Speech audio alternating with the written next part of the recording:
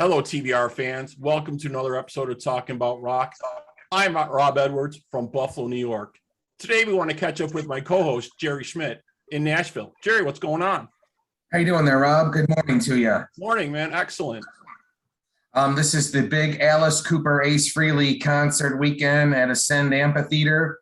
And last night we had our pre-party with Alice Unleashed with some good friends of mine laying down the great Alice Cooper classics.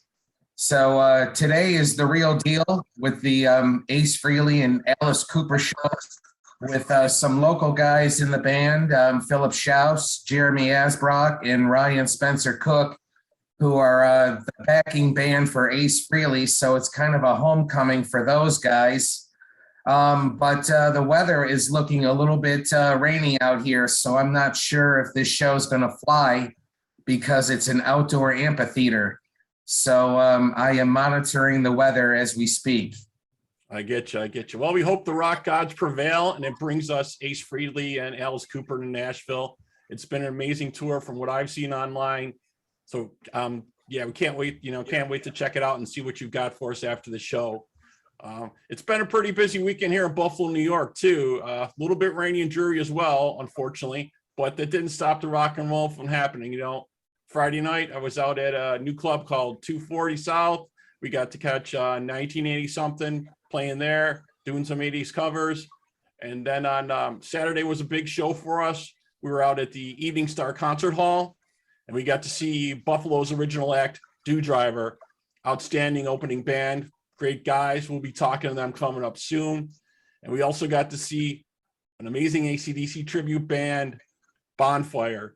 Guys were smoking on stage. It was a great night, busy night. I'm a little tired, I have to say, but well worth it. So yeah, me too. Great.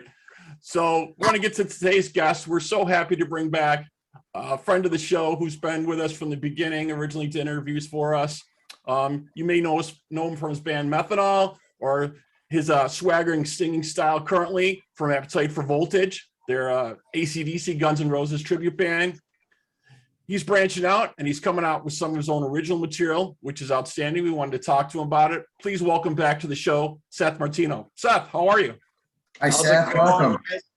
All right. Thanks for having me back. Yeah, great to see you, man. So I just wanted to, real quick, before we get into your original stuff, which I say is quite a departure from kind of what you're doing now.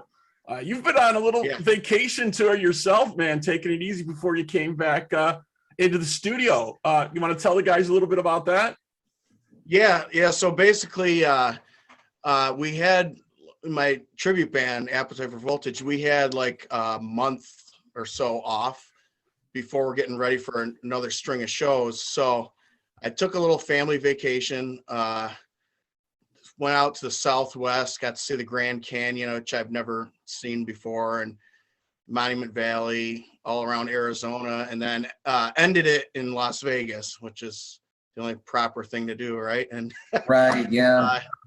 So I got to hang out very shortly, but with Rob's nephew, who is in a killer band called Velvet Elvis. We saw them out in Fremont Street and got to meet Rob's nephew on bass guitar. Those guys are really tight, and they really had the crowd in the palm of their hand. It was great. A lot of fun. Yeah, they've been rocking out there for a while. He's played in a couple different bands out there. He was in a band called Code Red Riot. You might have heard of them for a little while. He did some material with them. And he's also in a band called Shredmill for a while. They were doing a lot of heavy Metallica. But right now, Velvet Elvis is more of a poppy rock type of cover band. But still, I'm glad you enjoyed the show. I'm so glad you got to meet John. I think he's a good guy. He loves to talk music. Yeah, sure. It was that was cool to see. A lot of fun. Awesome. Definitely. So we need to get John back on again. Yeah, we'll talk to John again and check in with him in Vegas. We haven't done that in a little while. But today we're really here to talk about, what you've been doing. Now you're recharged. You're back from your vacation. You're getting back on track. You're back in the studio. putting out some new original music, which we always give Yes. kudos here for people doing original music. You know, it's so tough nowadays. Yeah, absolutely.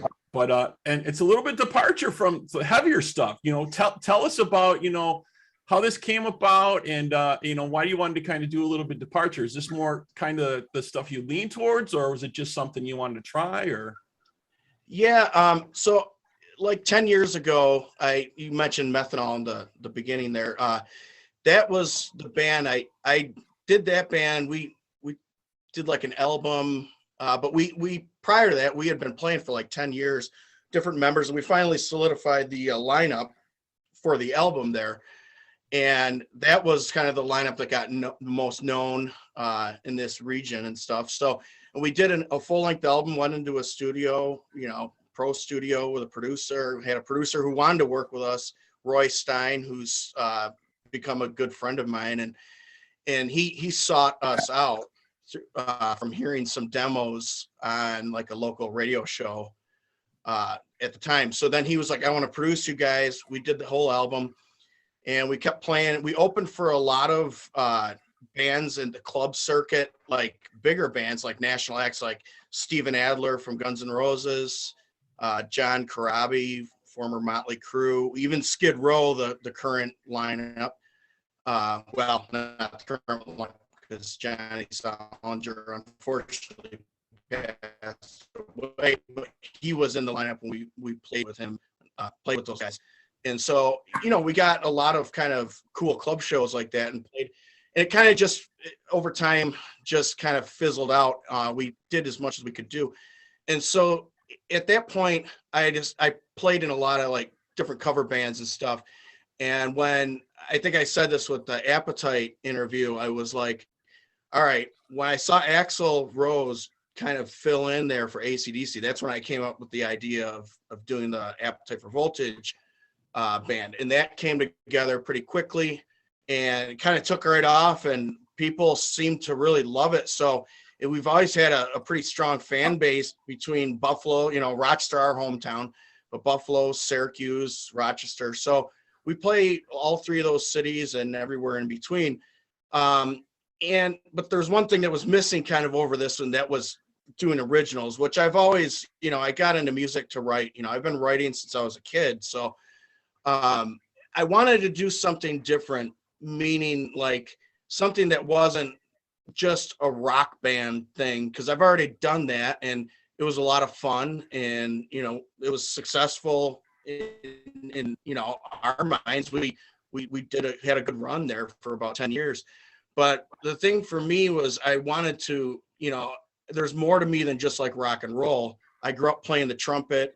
I play piano, obviously guitar. That was my big instrument, you know, and that got me into the whole rock band thing. But I wanted to branch out and incorporate all of those elements of you know, myself into that, you know, and I grew up listening to pop music, Michael Jackson, all that stuff, you know. And so I wanted to really branch out and see what kind of sounds and stuff I could come up with. And doing the home studio thing, the home recording, which I'm sitting in right now, that really opened the door for that. So there's so much that like recording artists can do now at home, you know, and not saying that there's not a use for a professional studio. Obviously, you're going to get the best sounds and stuff from a pro studio. And I still use a pro studio to mix and master the songs. So it's like, I do, the thing about home recording though, is I'm able to experiment and try things out and kind of check them off and be like, all right, that didn't work. Let's try this. Let's go for this sound. And I notice a lot of people are doing that now. Yeah. They're doing like something at home. They'll kind of work it out a little bit and then they'll go master it somewhere, you know? Well, we've interviewed several guests from their home studios, come to think of it. Yeah. And the thing is, it's like when you're at a pro studio, you're paying for all that. You can't, you know, unless you have a record label or something, or somebody's paying for it besides yourself, or unless you're independently wealthy. I don't know. Like it's time, you know, time in a studio costs a lot of money. So you can't really play around. You really need to know what you're going to do if you're going to. So that's why with the home recording, it's really opened the door for me to try different things out. And I wanted to go more in a pop kind of direction, just because I feel like there's so many elements that music I can incorporate, so many different genres, and it kind of passes in the pop world. We're like in rock and roll, it's like, if it's not loud guitars and screaming vocals, if you're going to start adding synthesizers and stuff, that's not as accepted maybe as well. So, with pop music, there's kind of anything goes. It's really weird. It's kind of like the pop crowds kind of are open to many styles. And even when I saw your nephew, Rob, those guys are playing, like you said, a lot of pop stuff, but there's a lot of rock elements in those hit songs that are huge that they're playing.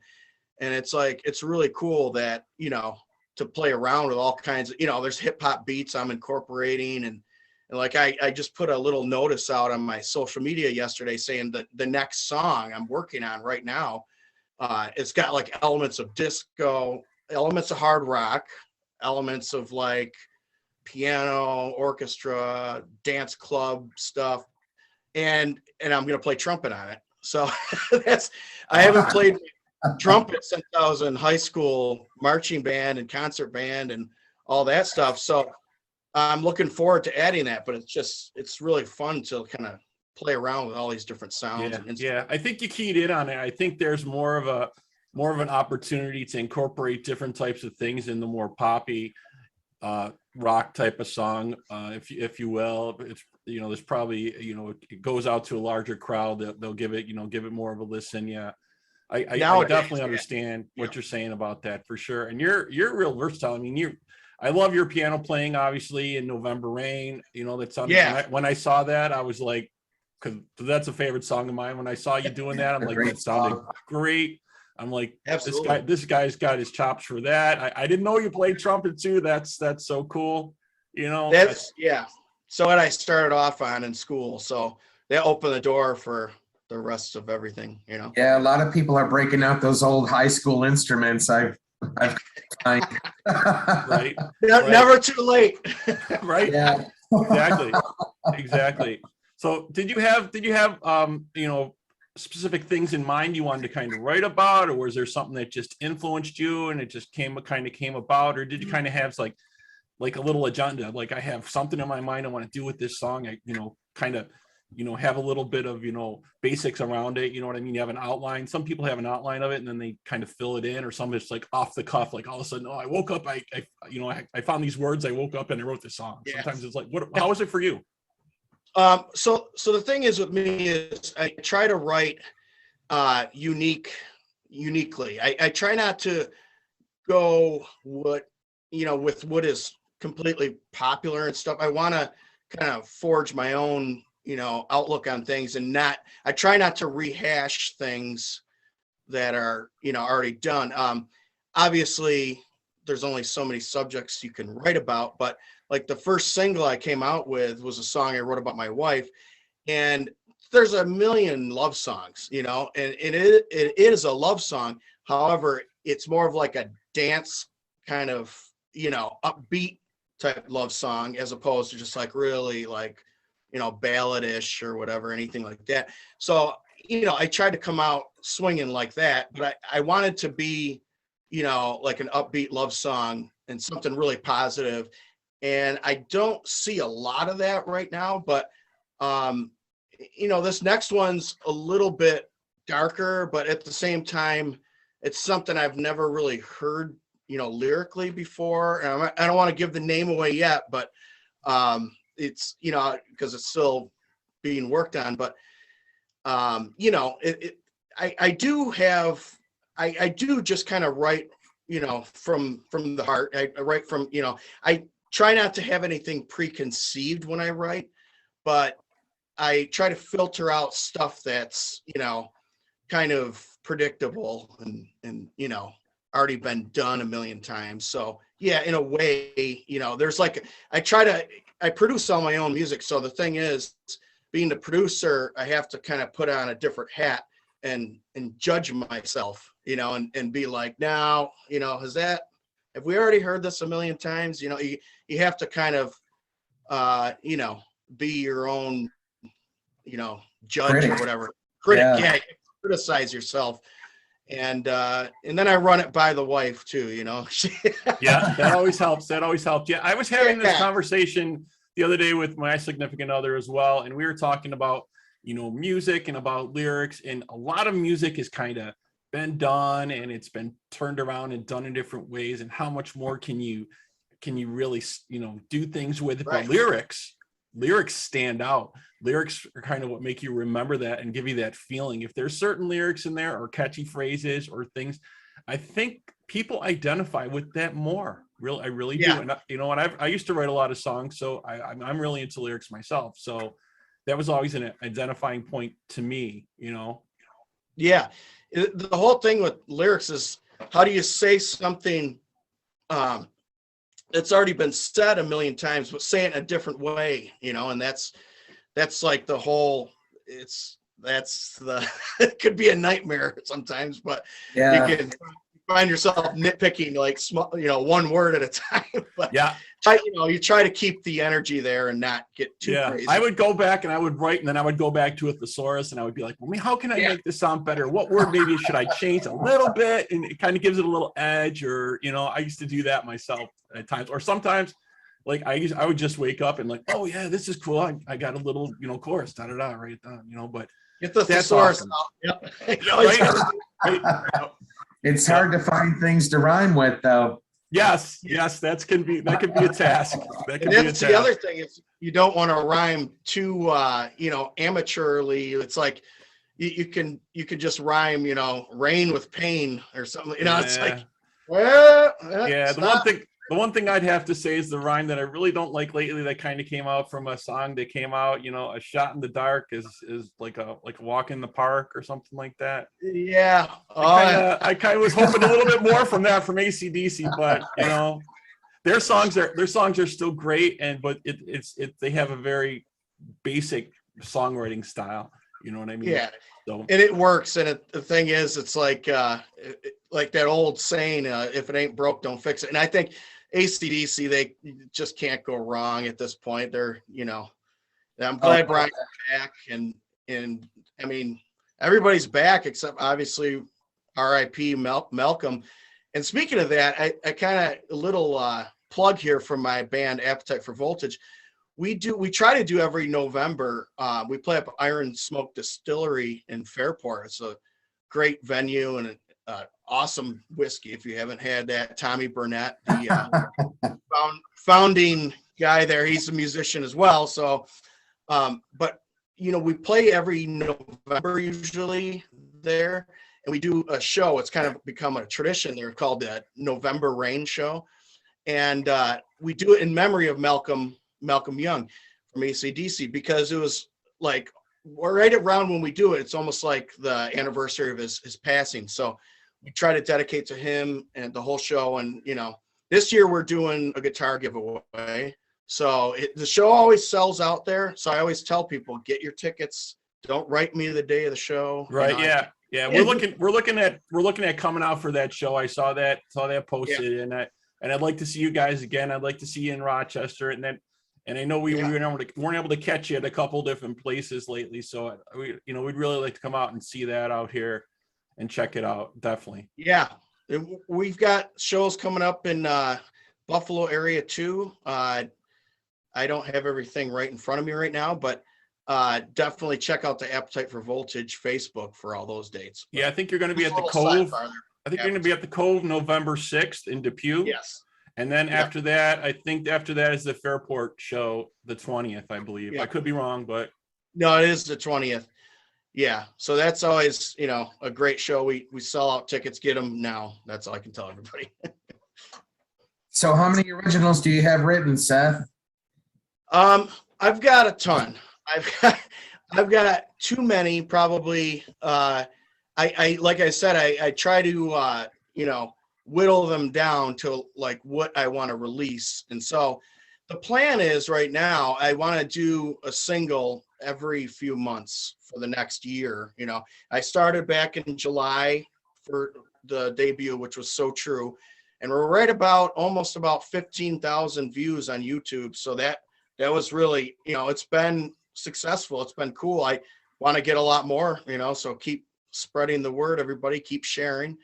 But Well, one of those views is me, of course. what's that? I said one of those 15,000 views is me. Yeah, right on. Thank you. Thank you. Yeah, well, you know that we keep sharing the message here on Talking About Rock. We keep posting your shows and letting people know what's going on in the upstate New York area. You know, all the different stuff that's happening, all the local bands. You know, we're so happy, you know, and excited when we saw you guys the first time. You were one of our first interviews on the show, and it was great talking to all the guys. We really appreciated you taking the time. You know, we were a very new show at that point. We really didn't have too much under our belt. Now we're up to this will be our 23rd show. Wow. Going on. Yeah, So, you guys are great, man. And you always support the local music, and that's amazing. And thanks so much for reaching out and coming to the shows and having us on your show. So, I mean, that's awesome. We can't, ask for more. You guys are so supportive. Yep, it is definitely our pleasure, man. We love talking to the local bands, seeing the resurgence of rock music here. You know, Gerry's got amazing, rock artists in Nashville and clubs and things going on out there. You know, Nashville, that's where it's at. I mean, all kinds of music down here. Yeah. Rock, country, jazz, blues. Crazy. Yeah, it's just like a big melting pot. I think Nashville's like, I know like so many rocker guys from LA are like moving to Nashville. It's like, yeah, absolutely amazing down there. Yeah, it's amazing music scene from what I've seen and what from Gerry tells me. I can't wait to go out there and check it out myself firsthand.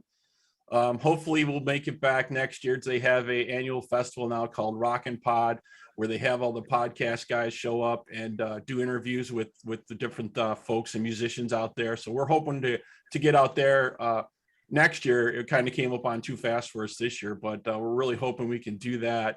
And we're hoping we can get Gerry out here actually for a Bills game or something and check some other stuff out. He hasn't been back home in a while. He's from Buffalo himself. Go Bills. Yeah, it's been about 4 or 5 years, I guess. Nice. Since we went out to see Jimmy Crean's band, right? That's right. Way back when Rock Stars. Yeah, way back when Rock Stars was still going on. Gerry came to town and we're just looking. We're like, well, you're coming to town. We got to find a band to see, man. That's, you know what I mean? Him and I would just be talking music all day long. And I'm like, okay, yeah, let's go see Jimmy Crean's band, Hair Nation. They're usually pretty awesome. You know what I mean? And we've got to see them many times, and we'll be bringing back Jimmy to talk to him again on the show. He's a great friend of the show and a great guy. That'll be so much fun. Yeah, I've never about 4 years ago now. Yeah, I've never met Jim. My friend A.D. Zimmer plays bass in his band though. So, but a lot of mutual friends, and obviously, he's one of the big ones in Buffalo. So yeah, I got to catch him again when he when he actually sang with the Peace Brothers on their Drum Wars tour. Yeah. He's been touring all over the East Coast with these guys. That's awesome. And now he's back in town. Hair Nation's, cranking back up again and be playing shows. So we'll be checking it out. We'll be talking with him coming up and his amazing fiance drummer, Colleen, on the show. Awesome. Very cool. So tell me how the Appetite for Voltage concert works. Do you alternate AC/DC and Guns N' Roses songs? Or is it one set of AC/DC and one set of Guns N' Roses? How do you? Yeah, we alternate them. We don't do two separate sets. I've seen tribute bands do that before, and that's a cool concept and everything. But we want to kind of keep everybody there. And we're like, well, what about if somebody only comes for AC/DC, then they leave, So, yeah. And also it kind of keeps it where like we don't have to, now we don't really dress up like a lot of tribute bands. I mean, we do wear some of the clothes and stuff, but we don't wear wigs, which a lot of tribute bands do, they do wear the wigs. So, which is cool. It's fine. We just didn't want to do it. We kind of don't look like any of those guys. I'd pass more for a Slash than an Axl, like look wise. Well, you got your Axl look going on there, man. I wear the clothes, and that's fine. But facially, I don't look anything like him. So it's like I don't know if I'd look good in a red wig. Right. Yeah. But You wear the I clothes. like your look you got going for the show, man. You Yeah. you got, you bring out the white leather, and you got some stuff going on there to give the Axl look a little bit and give it the little, little tweak of it a little bit.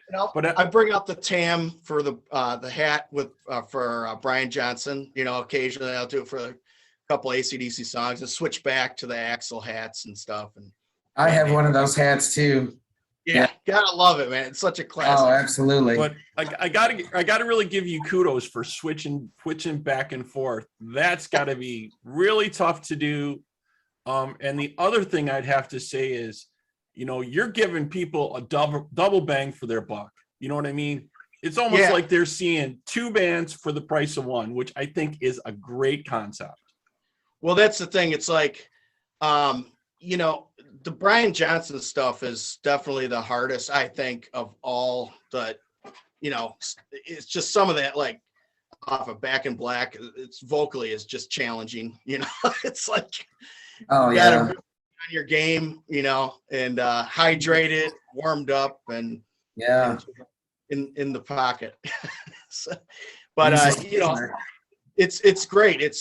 I love doing both of those bands. Are obviously two of my favorite bands. Guns N' Roses is probably the reason I got into playing in rock bands. So, I'm a guitar player originally. So for me, when obviously I started with trumpet in high school and stuff, but then I picked up guitar. So it was, for me, I wanted to just play lead guitar. I never wanted to be a singer, but I always ended up being the singer in most of the bands I was in. Just out of necessity kind of. So it kind of finally just, a few years before the Appetite band, even in Methanol, I played guitar and sang, but then I started playing cover bands where it's just like, no, just sing. We've already got guitar players. And then I could do more stuff vocally, without a guitar in my hands. It just opened everything right up. So, Right. So I have to ask you this question, obviously. Guns N' Roses has released some new material. Hard School. Yeah. You guys thinking about doing that, covering that in your show? We haven't even talked about it yet. I would love to. I love the song. I think it's great.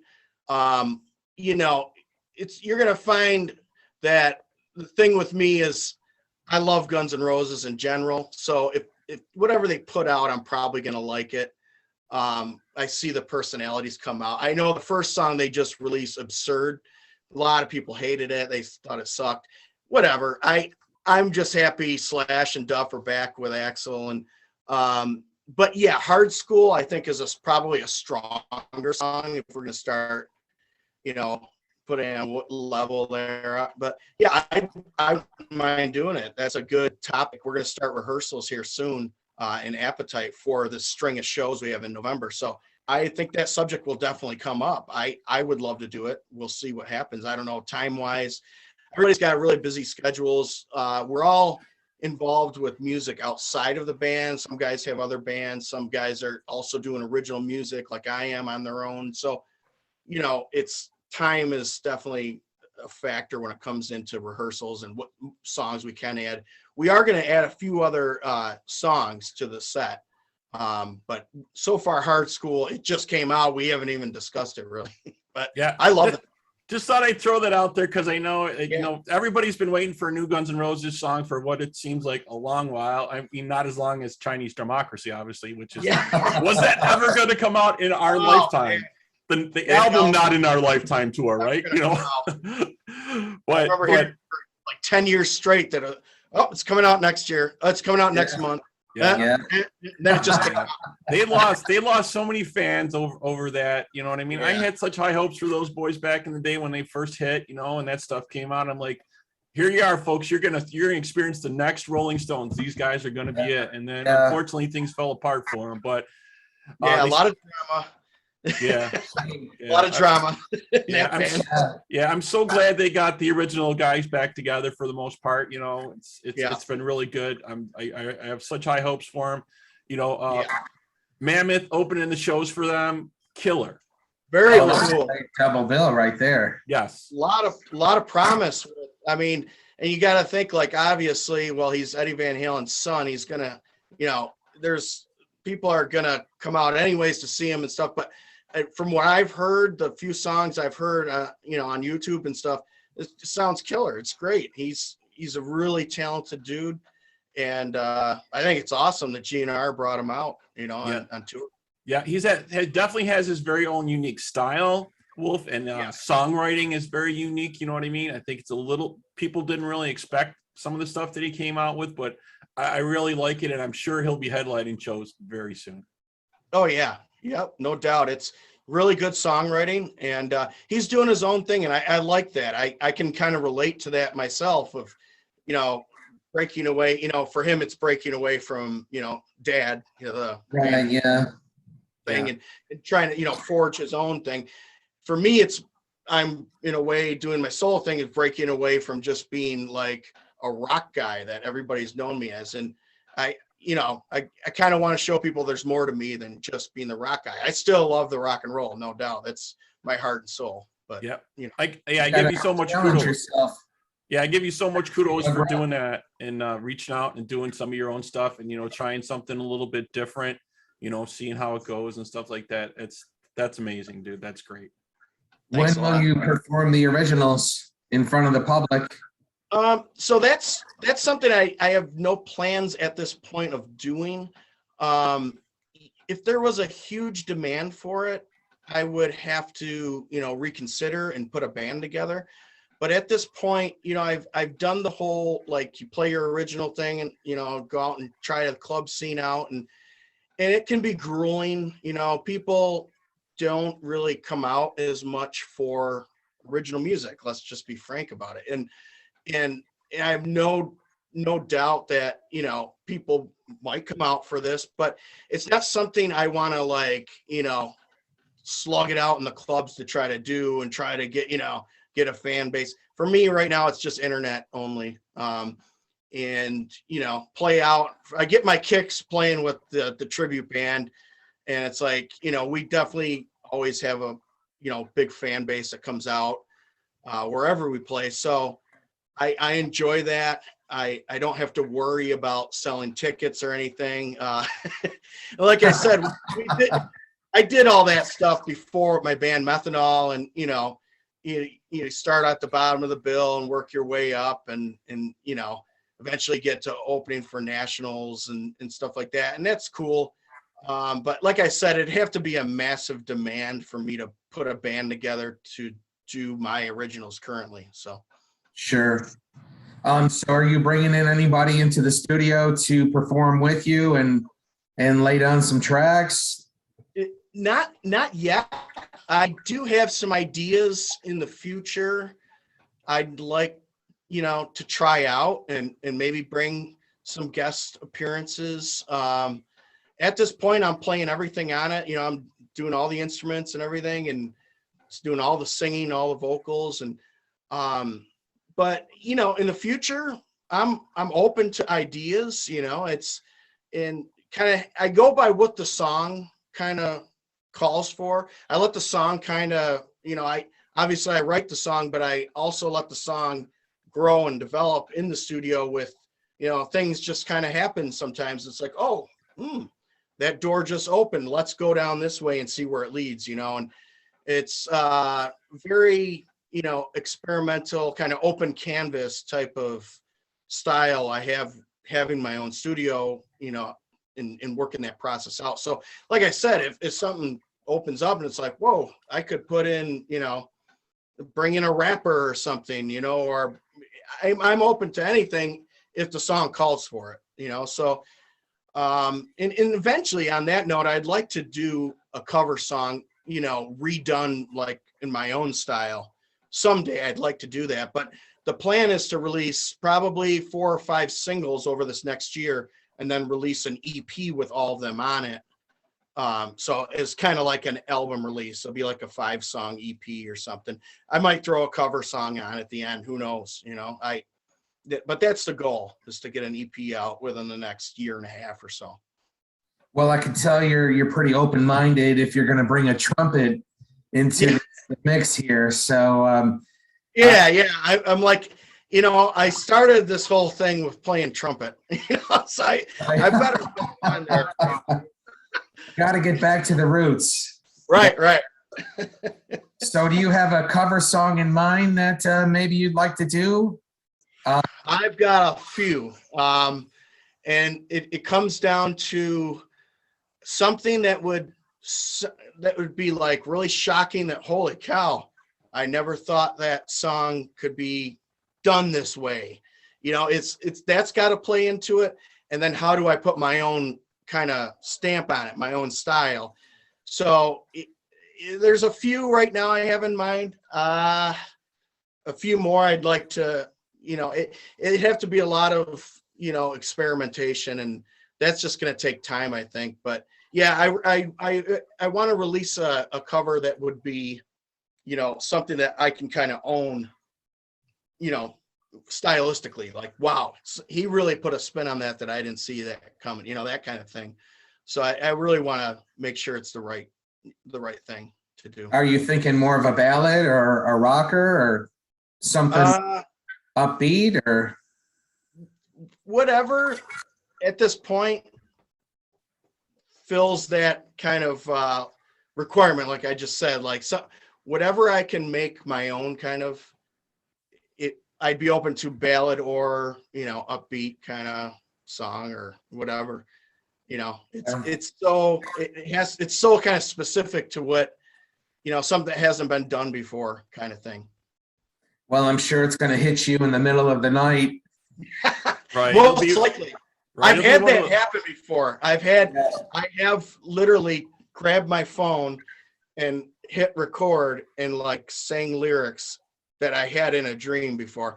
And it's interesting, you know, I don't know if it's genius. I wouldn't say that. Some people are like, oh, it was a genius moment. I don't know if it is, but it's definitely, you know, it shows that the mind is always working or thinking. And, you know, I'm always immersed in music, even when I'm sleeping.